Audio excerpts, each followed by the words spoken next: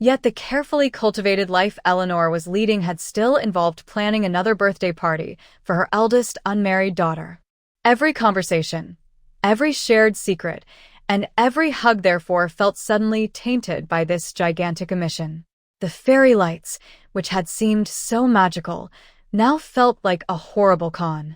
It was the cake of Eleanor's steadfast love, and the sweetness it bestowed mocked her. While the music had been merry, it hurt her ears now with its high-pitched din. She looked at Alara, her beautiful daughter, now a stranger with an underground life.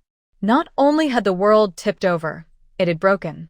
And in that second, among the debris field of her innocent ignorance, Eleanor was filled with a long, searing grief for every instant she'd missed without even realizing it had passed by her, for all the checkmarks she hadn't been present to witness on lockdown forms A, and most shockingly, the terrible knowledge that Scarlett had chosen to build another life separate from her own. The party went on around them, unaware, but to Eleanor the revelry had ended. Instead it was met by a gaping hole, a silent scream of betrayal on her daughter's 25th birthday. "Alara," Eleanor said, the sound of her own voice ragged and harsh in her ears. She paused as close to her daughter as she could without touching her, not daring to touch. "Aunt Carol, what is she even talking about?" Alara glanced up at last, her chin quivering. Mom, I meant to tell you. We didn't know how. Didn't know how? Eleanor's voice cracked, lifted up a notch, and she got some curious looks. "You were afraid to tell your mother you had married? The man you've been living with for 2 years? A secret wedding daughter of mine, as if she were a disgrace?" Leo pushed through, his expression lined with worry. "Eleanor, for God's sake, will you put it off till later? Not here, not now." "No." The word came out of Eleanor, sharp and involuntary. "Now." "I want to know now. When? Where? Why?" Now her voice was shaking out of control, the facade she'd so carefully crafted crumbling away. Wasn't I good enough to belong there? Did I not matter enough to find out? Alara's eyes welled with tears, echoing Eleanor's own. "No, Mom, it's not like that. We eloped a couple months ago. It was small. Just us. We didn't want anything to be made about this, any pressure. We were going to tell you, like, in a way that makes sense after the party, but..."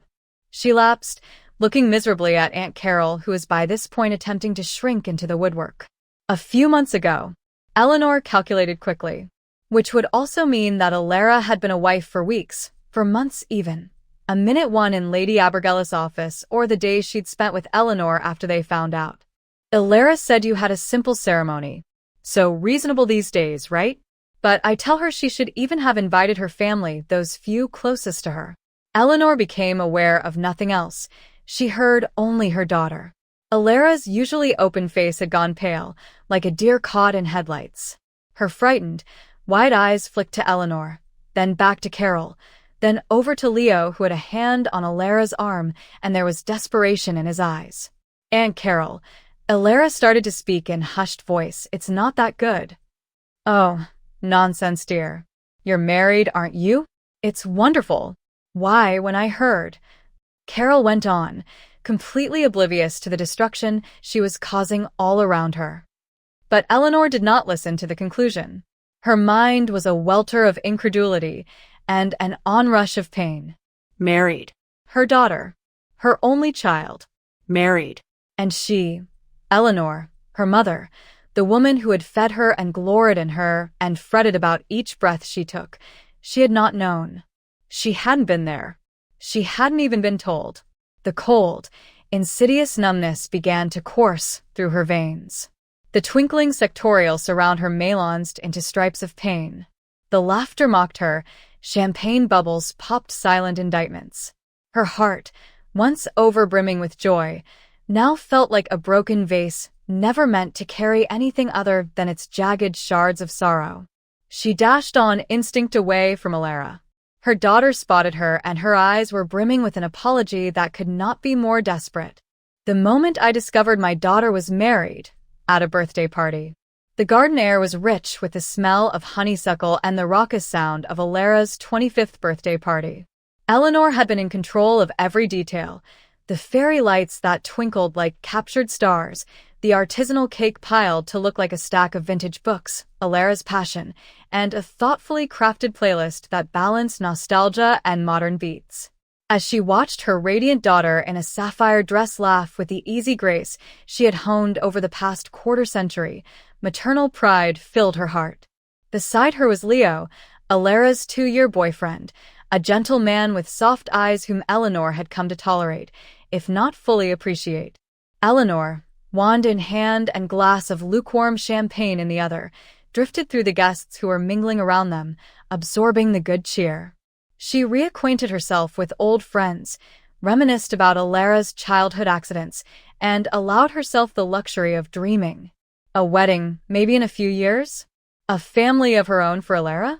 From my last visit with Eleanor, I have thought that she also had always envisioned being there and ready for these major milestones. She'd started saving a mental folder of wedding dresses, just in case.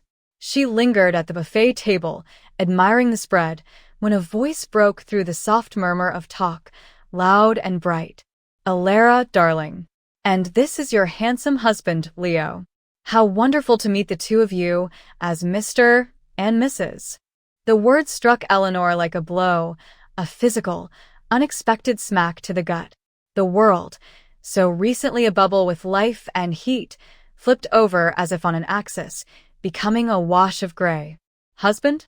Married couple? Her champagne glass shifted. She tightened her grip on it, her knuckles white as she made herself breathe. It was Aunt Carol, a high-degree relation on Alara's father's side, who had the good fortune to be so without much filter or deference to inconvenient truths.